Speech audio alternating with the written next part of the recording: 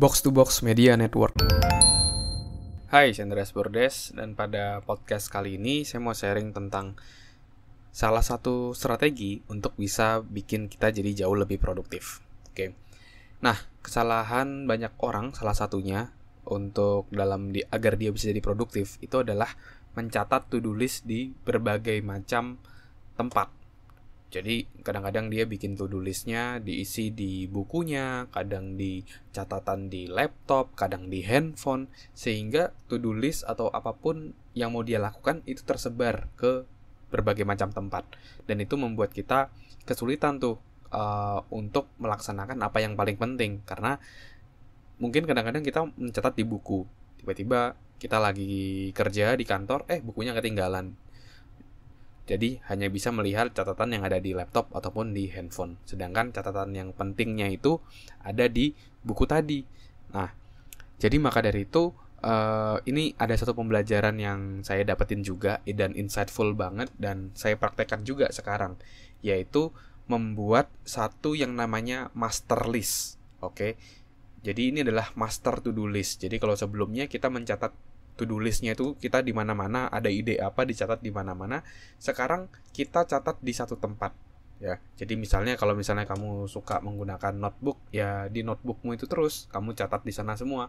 Ada ide apa, ada tugas apa, kamu catat di sana. Ada tugas apa, ada kerjaan apa yang masuk, kamu catat di sana. Lalu ketika nanti kamu mau membuat to-do list harian atau mingguan, kamu akan melihat ke master list tadi. Jadi seluruh kegiatanmu ada di sana, tinggal kamu lihat mana sih yang paling penting, mana sih yang paling mendekatkan kita kepada target kita, mana sih. Nah, baru kita masukkan ke dalam weekly plan kita, masukkan ke dalam to-do list daily kita. Nah, tapi semuanya mengacu kepada master list tadi. Ini saya pelajari dari satu buku namanya Five Choices, karya dari Cory Kogon. Ya, ini bagus banget menurut saya dan insightful banget. Dan selama saya ngajar tentang productivity, saya agak terlewat nih tentang konsep master to-do list. Dan ketika saya coba cek di Google, ternyata dari dulu sebenarnya banyak tuh orang yang sharing konsep ini, tapi saya kelewat. Dan saya merasa bersyukur ketika beli buku ini dan baca buku ini. Akhirnya saya praktekin juga dan akhirnya jauh lebih produktif gitu, dan semua jadi lebih tertata.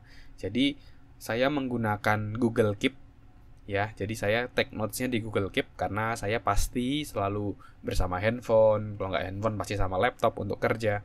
Nah, saya bisa akses to-do list saya, ide-ide saya, semua kegiatan saya di master list tadi.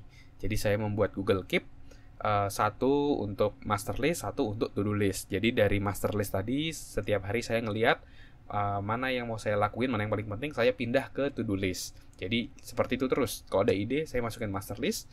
Ketika mau take action, saya ambil dari sana. Begitupun juga ketika podcast ini. Beberapa ide saya tulis di master list saya, dan ketika saya mau recording, nah saya tinggal ngelihat apa ide saya di sana dan tinggal recording. Dan itu sangat-sangat membantu. Jadi apapun idemu ataupun ada tugas dari keluarga atau dari bosmu, dari manapun itu yang mau kamu lakuin, kamu tulis dulu semua di master list. Oke, master list sangat membantumu untuk jadi jauh lebih produktif. Oke, thank you semuanya udah ngedengerin podcast kali ini. Semoga bisa bermanfaat dan menginspirasi.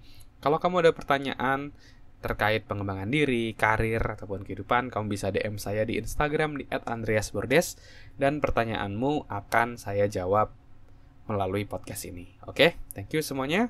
Sukses selalu untuk kita semua and keep healthy.